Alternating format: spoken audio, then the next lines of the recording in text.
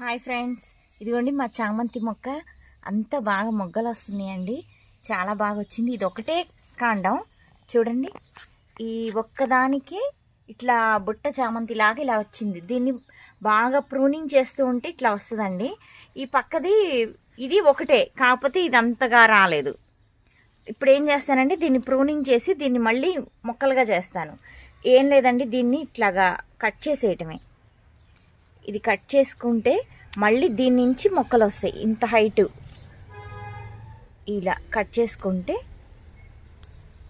దీన్ని కొంచెం ఇలా క్రాస్గా కట్ ఇలా అంటే సరిపోతుంది. దీన్ని ఇప్పుడు పెడితే మళ్ళీ దీనికి వేర్లు వచ్చేస్తాయండి. చామంతికి ఇది స్పెషాలిటీ. ఇదిగోండి ఇలా కొన్ని తీస్తాను నేను. ఇవి తీసి కొత్తగా మళ్ళీ మొక్కలు వచ్చేట్టుగా చేస్తానన్నమాట. ఇవన్నీ ఈ హైట్ ఉండాలి. ఈ హైట్ ఉండి కింద అన్నీ తీసేసేయాలి ఆకులు ఇట్లాగా. దీన్ని కొంచెం ఇట్లా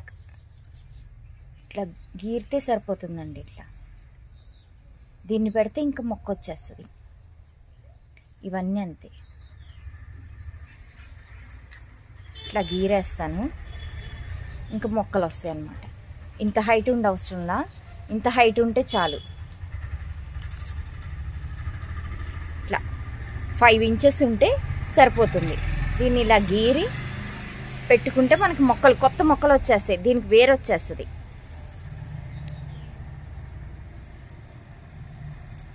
అలోవెరా జెల్ ఉంటే కనుక దాన్ని ఈ కొంచెం ఇక్కడ రాస్తే బాగా ఇంకా తొందరగా గ్రోత్ ఉంటుంది. లేకపోయినా పర్వాలేదు, బాగానే వస్తాయి వేర్లు. మనకు 1 వీక్లో తెలిసిపోతుంది అన్నమాట ఈ బతికినయా లేవా అని. ఇట్లా కొంచెం ఇట్లా కనుపులాగా ఉంటే ఇంకా బాగుంటుంది. ఇక్కడ కనుపు ఉంది కదండి, ఈ కనుపు వరకు కొంచెం గీకి పెట్టేసుకుంటే సరిపోతుంది. అక్కడి నుంచి వచ్చేస్తాయి మనకి. ఇదిగోండి ఈ 5 ఉన్నాయి. ఈ 5 పెట్టేస్తాయి. ఇప్పుడు చిన్న పాట్ తీసుకుంటాను నేను, సాప్లింగ్స్ పాట్. ఇది ఇట్లా గుచ్చేసి వీటిని రోజు కొంచెం సెమీ షేడ్లో పెట్టాలి.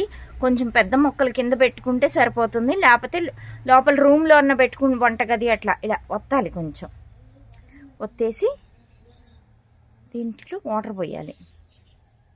అంతే, బాగా వస్తుంది వేరు, బాగా వస్తుంది. దీనికి ఒక 10 డేస్ వెయిట్ చేయాలి రావడానికి. ఓకే ఫ్రెండ్స్, మళ్ళీ కలుద్దాము. బాయ్.